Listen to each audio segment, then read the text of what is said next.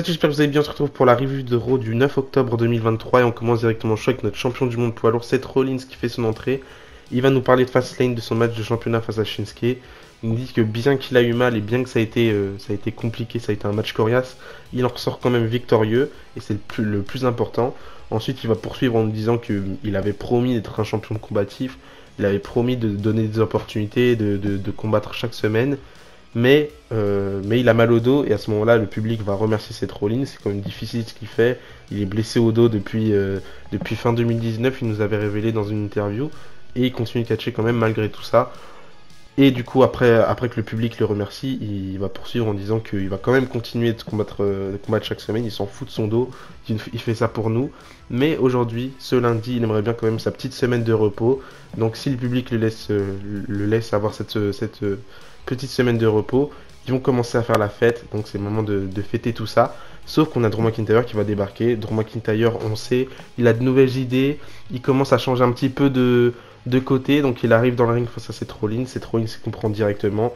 Il va même pas laisser la parole à Drew McIntyre. Il va directement dire à Drew McIntyre, j'imagine que t'es pas venu là pour faire la fête. Donc Drew McIntyre il va dire non de la tête. Ensuite il va dire j'imagine que t'es venu ici pour ton opportunité. Et Drew McIntyre va répondre oui de la tête. Donc Seth Rollins il s'en fout, il dit bon je voulais faire la fête, je voulais ma petite semaine de repos, mais tant pis, je peux faire une exception. On va se battre ce soir si tu veux. Sauf que là, Drew McIntyre va prendre la parole. Il va dire non, il veut pas de match ce soir. Il veut Seth Rollins à 100%. Il veut Seth Rollins au meilleur de sa forme. Donc pourquoi pas avoir Drew McIntyre contre Seth Rollins à Crown Jewel. On sait que Crown Jewel ce sera le 4 novembre si je dis pas de bêtises, juste avant Survivor Series. Du coup, ce sera le mois prochain. On a encore un petit mois avant Crown Jewel. Et du coup, Seth Rollins, il va demander au public si le public veut évidemment ce match-là à Crown Jewel. Le public va évidemment dire oui. Donc c'est fait, c'est officiel, ça a été officialisé sur les réseaux sociaux. On aura bien Seth Rollins contre Drew McIntyre à Crown Jewel, on y reviendra un petit peu plus tard. Mais match quand même assez intéressant. Bon, juste après ce qui se passe, on a Drew McIntyre qui quitte le ring. On a Damian Priest qui arrive par derrière, il attaque Seth Rollins. Ensuite, Dominic Mysterio fait son entrée avec la mallette parce qu'à ce moment-là, Damian Priest il voulait en finir, il voulait cacher directement. Sauf que Drew McIntyre va le stopper. Il va stopper Drew McIntyre avec... il va stopper Dominic Mysterio avec la mallette. Et il va balancer la mallette le plus loin possible. Et Seth Rollins, lui, va savoir revenir en attaquant Damian Priest qui était focalisé sur Dominic Mysterio et la mallette. Donc ça se termine comme ça. Intéressant encore une fois ce match-là entre Seth Rollins et Drew McIntyre qu'on pourrait avoir. J'ai deux petites théories, enfin pas forcément des théories, mais je me dis... En fait, la théorie qui court le plus sur internet, c'est que Drew McIntyre, après ce match contre Seth Rollins à Crown Jewel, évidemment, il va pas devenir champion. Mais la défaite va le frustrer et à ce moment-là, il commencera à faire son heel turn petit à petit. Mais en vrai, ce serait bien que ça se passe comme ça. Mais aussi, il pourrait bien faire son heel turn avant d'affronter Seth Rollins. Ça changerait un petit peu le cours des choses. Je sais pas si on aura plusieurs affrontements entre Seth Rollins et Drew McIntyre. Mais ça reste quand même un affrontement intéressant. Et pour l'instant, je trouve que les choses sont très très bien faites avec Drew McIntyre. C'est pas fini pour ce soir, puisque juste après, il y aura d'autres choses avec Drew McIntyre qui seront aussi hyper intéressantes. Mais du coup, voilà. Entre temps, on a un match entre Kofi Kingston et Ivar, rematch, sauf que cette fois-ci c'est un Viking Rules match. En gros, c'est un no disqualification match, on s'en fout, c'est juste les Vikings, on a Ivar qui est là. Mais le match était très très bien, franchement très très bon match. Ce soir à Raw, on a eu que des bons matchs, des matchs d'une longueur assez bien, je trouve, mis à part un seul, mais bon, il était quand même bien ce match-là. Mais là, match Kofi Kingston contre Ivar, encore une fois, c'était un super bon match. Ivar qui arrive encore une fois à prouver que même tout seul, il sait faire de bonnes choses. Et il commence à avoir un petit peu... le public commence à kiffer Ivar sérieusement. Donc à voir qu'est-ce qu'ils vont réserver pour lui. Tant que Eric est en solo, je trouve que c'est bien que la WWE arrive à quand même réserver 2-3 petites choses à Ivar et pas le laisser dans l'oubli alors que Eric est blessé. Mais en tout cas c'est hyper intéressant. On a Valhalla qui fait son retour, si on peut dire ça comme ça. Elle était absente une semaine. Bon, Valhalla, je m'en fous, je sais pas qu'est-ce qu'elle fait là. On s'en fout un petit peu tous, hein, je pense, de Valhalla. Elle sert à pas grand chose, donc je m'en fous un tout petit peu. Mais du coup, victoire de Ivar qui remporte le match avec un moonsault, très grosse victoire pour lui. C'est quand même bien de battre Kofi Kingston, ancien champion du monde. C'est quand même ouf, c'est peut-être la plus grosse victoire de la carrière de Ivar. Donc hâte de voir la suite pour lui, même si je pense pas que ça ira hyper plus loin en solo pour lui. Ensuite en backstage on a Shinsuke Nakamura qui est en interview, ce qui va se faire attaquer par Ricochet. Intéressant quand même de revenir sur un truc qui est cohérent, revenir sur un truc qui avait commencé il y a quelques semaines. Nakamura Ricochet, on sait que Nakamura il avait commencé son pseudo heel turn en attaquant Ricochet, enfin autour de toute cette histoire-là. Et Ricochet, lui, il était autour du titre de Seth Rollins à ce moment-là, on n'a pas oublié, donc ça reste cohérent. Ricochet qui attaque Nakamura en backstage, oui, du coup, oui, c'est en backstage, j'allais dire c'est pas du tout en backstage, mais oui, c'est en backstage. Il s'attaque en backstage, j'ai quand même hâte de voir la suite entre les deux. Je sais que la semaine prochaine, on aura un false continuer entre les deux, en espérant qu'il tire pas ça trop loin, parce que ça y est, Nakamura contre Ricochet, on a eu des tas de matchs cette année en weekly entre les deux. Mais si ça peut tirer quelque chose d'intéressant entre les deux, pourquoi pas en vrai. Ensuite, on a eu un match qui devait avoir lieu la semaine dernière, sauf que ça s'est passé autrement. Donc Raquel Rodriguez qui affronte du coup Nia Jax. Match pas ouf. Raquel Rodriguez, elle a pas de gimmick, c'est pas intéressant. Et même, moi j'apprécie en vrai les catcheurs qui ont pas de gimmick, mais là vraiment, Raquel Rodriguez, son seul truc c'est j'ai un dos, vous avez pas de dos, moi j'ai un dos. C'est nul en vrai, Raquel Rodriguez c'est nul. J'aimais bien sa présentation du côté d'NXT, là c'est tout le contraire, c'est pourri. Et je pense qu'on partage tous plus ou moins le même avis. Et Nia Jax à côté. Pas hyper intéressant non plus, donc le match était vraiment pas dingue. Heureusement qu'à la fin du match, on a Rhea Ripley qui arrive pour attaquer un petit peu tout le monde. Elle attaque Raquel Rodriguez, ensuite elle attaque Nia Jax. On a aussi Shayna Baszler qui débarque et elle va attaquer un peu tout le monde aussi. Sauf qu'elle va se focaliser sur Rhea Ripley. Elle va mettre une big German suplex à Rhea Ripley et ensuite un big knee sur Rhea Ripley.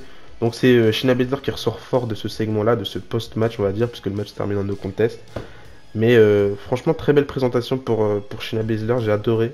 J'ai adoré comment elle est arrivée, elle a montré qui elle était à Rhea Ripley. Et d'ailleurs, je crois que c'est officiel, on aura un match entre les deux la semaine prochaine. Aucun titre en jeu, mais au moins ça va remettre un petit peu les idées dans l'ordre à Rhea Ripley d'affronter quelqu'un de si coriace comme Shayna Baszler. Et puis on se rappelle de leur grande rivalité qui n'était pas si grande que ça, mais c'est quand même la rivalité qui avait permis à Rhea Ripley de devenir championne NXT à l'époque. Donc hâte de voir qu'est-ce qu'ils vont nous réserver la semaine prochaine entre les deux.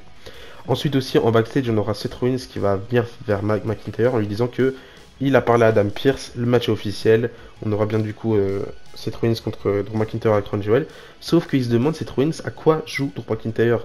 La semaine dernière il faisait quelque chose d'autre, là il fait quelque chose de différent, il joue au héros, il vient l'aider avec le Judgment Day, etc.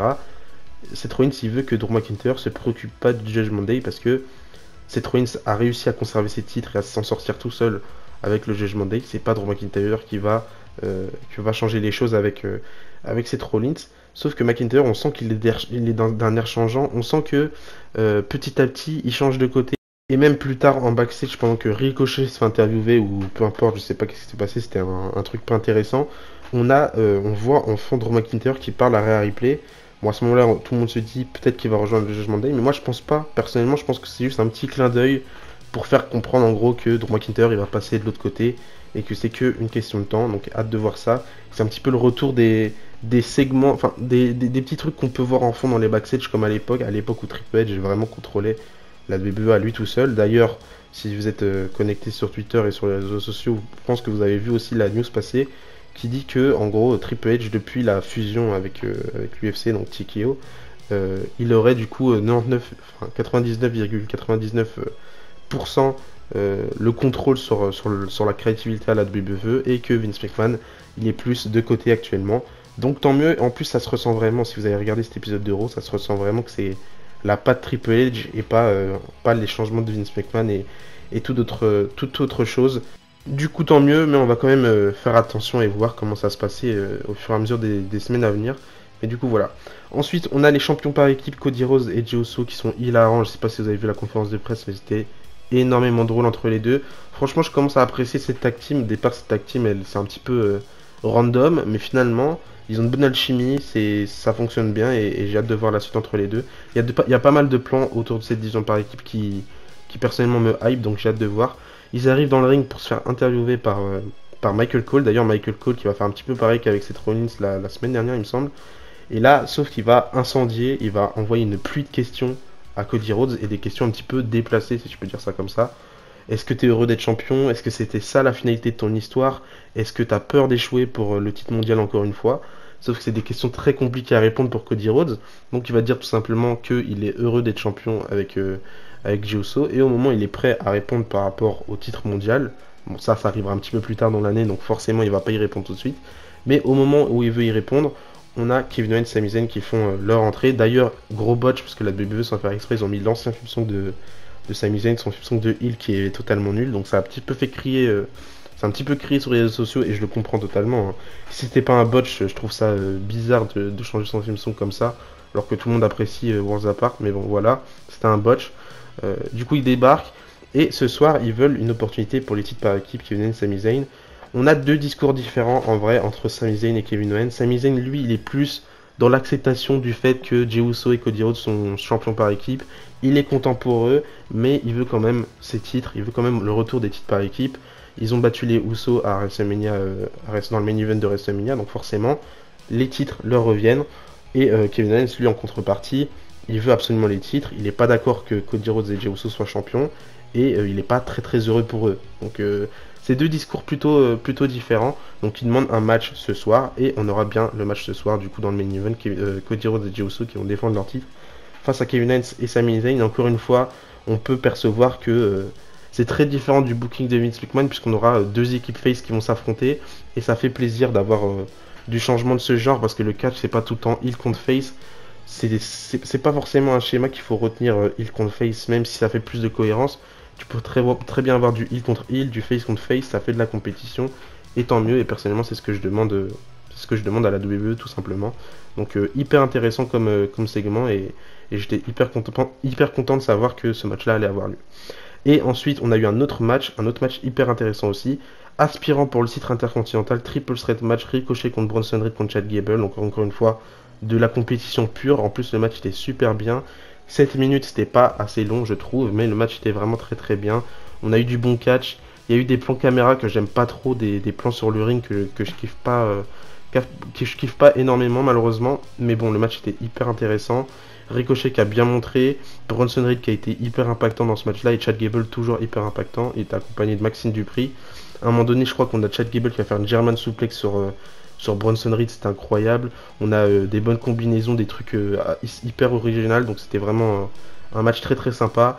Et comme les rumeurs le disaient, du coup on a Bronson Reed qui remporte le match et qui devient le challenger numéro 1 au titre intercontinental. Et là, encore une fois, on peut le percevoir, heel contre heel, puisque Bronson Reed c'est un heel dans l'histoire. Donc j'ai hâte de voir ça, je pense que le match peut être hyper chouette à regarder. Bronson Reed contre Gunther, ça va être très très musclé. J'ai hâte de voir la suite, et j'ai hâte de voir comment ils vont construire tout ça par la suite, sachant que c'est pas tout ce qui se passe en ce moment autour de Imperium, donc hâte de voir ça. Et aussi, pendant que Ricochet fait son entrée, il va se faire attaquer par Nakamura, mais Nakamura va mettre un GTS à Ricochet, donc encore une fois un petit clin d'œil à CM Punk, mais même si on sait que Nakamura il est très ami avec Kenta, c'est lui qui a créé le GTS, donc ça pourrait être un petit peu plus logique, mais bon, quand même un timing bizarre pour faire ça alors qu'il y a toutes les rumeurs actuellement. Mais ça peut encore une fois être une coïncidence comme toutes les autres choses. Mais bon, je pense vraiment que c'est plus pour faire un clin d'œil à CM Punk qu'autre chose. Peut-être qu'on nous troll aussi, mais on verra bien dans les mois à venir. Bientôt on approche de Survivor Series, donc on aura la réponse prochainement. Mais voilà. Ensuite on a un match entre Drew McIntyre et JD McDonagh. Très court comme match, mais ça m'a pas dérangé, ça a duré 4 minutes plus ou moins. Mais je trouve que c'était une bonne manière de mettre en action JD McDonagh qui est un petit peu... qui est en train de se faire un petit peu marave par tout le monde, et là par Drew McIntyre. Je pense durant les semaines à venir, Drew McIntyre il va devoir affronter tous les membres de Judgment Day, puisqu'il est un petit peu dans toute l'histoire là, à moins qu'il arrive à s'allier avec eux comme je l'ai dit plus tôt. Mais j'ai bien aimé le match, surtout le moment où JD McDonagh il va attaquer la jambe de Drew McIntyre, parce que Drew McIntyre il menait le match tout au long, mais grâce un petit peu à Dominic Mysterio, de temps en temps JD McDonagh arrive à revenir dans le match, et à ce moment là c'était le moment le plus intéressant je trouve, hormis les moments où il fuit, où là c'est pas vraiment incroyable. Mais le match très court, mais quand même j'ai bien aimé. Je pense que le match était nécessaire pour cet épisode de Monday Night Raw. Du coup voilà. Ensuite, segment backstage qui était hyper intéressant, DIY qui se font interviewer par Wade Barrett, assez intéressant en vrai. On a Wade Barrett qui demande à DIY si c'est enfin le retour de DIY, s'ils vont enfin s'allier pour combattre ensemble.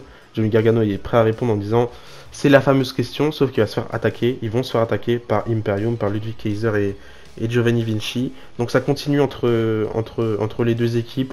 On va voir si c'est plutôt Gunther qui se dirige vers Bronson Reed, et en contrepartie t'as Imperium qui se dirige vers DIY, deux feuds séparés, ou si ça continue un petit peu avec DIY et Imperium et Gunther, alors que du coup Bronson Reed ça finira un petit peu plus tard. Je sais pas, franchement je me pose la question, mais très intéressant de voir DIY et Imperium toujours dans la même feud, et peut-être qu'ils vont se diriger tous les deux vers les titres par équipe. J'ai hâte de voir ça. On a aussi Tegan Nox qui a son opportunité face à Becky Lynch. La semaine dernière, ça avait été reporté puisque Becky Lynch s'était blessée. Là, elle est apte à combattre, donc elle va défendre son titre face à Tegan Nox dans un match qui était plutôt bien, même s'il y a eu pas mal d'erreurs, comme beaucoup le disent sur les réseaux sociaux. Le match était assez lent, le public n'a pas énormément réagi à ce match-là. Je le comprends personnellement, mais je pense que c'est une bonne chose pour Tegan Nox qui a pu un petit peu montrer au public de quoi elle était capable. Elle a eu un bon match qui a duré, je sais plus combien de temps d'ailleurs, je vais vérifier. Le match il a duré 14 minutes 30, donc en vrai c'est un bon petit match entre les deux. Au moins elle a eu son opportunité et j'espère que c'est que le commencement pour elle, en espérant que la WWE n'abandonne pas avec elle. Mais victoire de Becky Lynch évidemment qui arrive à faire taper Tegan Nox avec son Disarmer, donc tant mieux pour elle, mais j'espère en voir plus par la suite. D'ailleurs, juste après, en backstage, on a Tegan Nox qui est un petit peu déçue d'elle. Elle trouve qu'elle en a pas fait assez, que c'était sa seule opportunité, qu'elle aurait pu aller un petit peu plus là, un petit peu plus loin.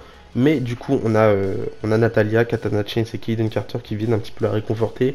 Ce soir, dans l'épisode de Raw, on a vu tout le monde, même un petit peu plus tôt, on a eu Becky Lynch qui s'est fait interrompre par Shelly, par Xia Li en backstage. Donc c'était un peu intéressant et ça fait plaisir de voir un petit peu la division féminine mise en avant et pas toujours s'arrêter sur les mêmes feuds. Donc hyper intéressant en vrai.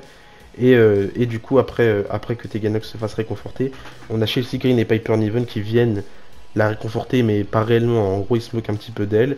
On a Natalia qui va s'effriter un petit peu avec Piper Niven. Et du coup, on aura un match la semaine prochaine, je crois, entre les deux. Donc intéressant. On a des matchs un petit peu random, mais pas trop, histoire de montrer un petit peu tout le monde. Et ça fait plaisir. Et tant mieux. Et enfin, du coup, on passe au main event pour les titres par équipe. On a Cody Rhodes et Jey Uso qui défendent leur titre face à Kevin Owens et Sami Zayn. Le match a duré 21 minutes, mais même si le match était très très bon dans le in-ring, c'est pas ce qui m'a intéressé le plus. Le moment qui m'a intéressé le plus dans ce match-là, c'est à un moment donné, on a Kevin Owens et Jey Uso qui sont les hommes légaux de ce match, et ils vont aller jusque dehors du ring pour s'affronter, pour se battre, sauf qu'on voit que ça va un petit peu trop loin. On sait que Kevin Owens, lui, il a une vraie haine envers Jey Uso, il a toujours pas accepté ce qu'il a fait, contrairement à Sami Zayn qui lui a mis avec Jey Uso. Donc à ce moment-là, il y a Cody Rhodes et Sami Zayn qui voient que ça va beaucoup trop loin et ils essaient de les séparer, sauf que Sami Zayn il va pousser Cody Rhodes, donc Cody Rhodes lui il s'en fout, il va venir attaquer Sami Zayn, tout le monde va s'attaquer. À un moment donné, ça va se recalmer, ils vont tous retourner dans le ring, sauf que ça va repartir dehors. C'était assez drôle et assez chouette en vrai à voir deux équipes face qui s'affrontent sans réellement de pitié, sans réellement de gros fair play, même si le fair play il reste quand même. Mais à part ça, je trouve que le match était très très bon dans le ring. Victoire de Cody Rhodes et Jey Uso qui conservent leur titre évidemment, mais je pense pas que ce sera leur seule opportunité à Kevin Owens et Sami Zayn du coup pour les titres par équipe prochainement. Il y a un moment aussi que j'ai bien aimé dans le match, c'est le moment où Cody Rhodes et Sami Zayn ils vont à chaque fois contrer leur coup. Je crois qu'au début on a Cody Rhodes qui veut faire son Crossroads, mais Sami Zayn il contre directement, il veut faire son Blue Thunder Bomb, mais Cody Rhodes contre. À ce moment-là, Cody Rhodes refait son Crossroads, mais Sami Zayn compte directement avec son Blue Thunder Bomb. C'était super chouette à voir. Et du coup, évidemment, encore une fois, victoire des faces, j'allais dire, mais pas du tout, parce qu'il y a deux faces. Mais du coup, victoire de Cody Rhodes et Jey Uso. Et ça se termine là-dessus. Ça se termine même un petit peu plus tard avec Sami Zayn et Kevin Owens qui vont serrer la main de Cody Rhodes et Jey Uso. Enfin, Kevin Owens, il arrive à passer autre chose avec Jey Uso. Il va même serrer la main de Jey Uso, lui faire un câlin. Donc tant mieux, et c'est comme ça que se termine cet épisode d'Euro. Un épisode d'Euro hyper chargé, pas mal de segments backstage, c'est difficile à s'y retrouver là-dedans. Mais c'était un épisode d'Euro à la Triple H, ça m'a fait plaisir de voir ça. C'était très très cohérent et un bon épisode d'Euro. Donnez-moi votre avis par rapport à ce show dans les commentaires. Et d'ici à jeudi à la prochaine, n'oubliez pas, tant qu'il y a eu catch à l'espoir. Bisous bisous.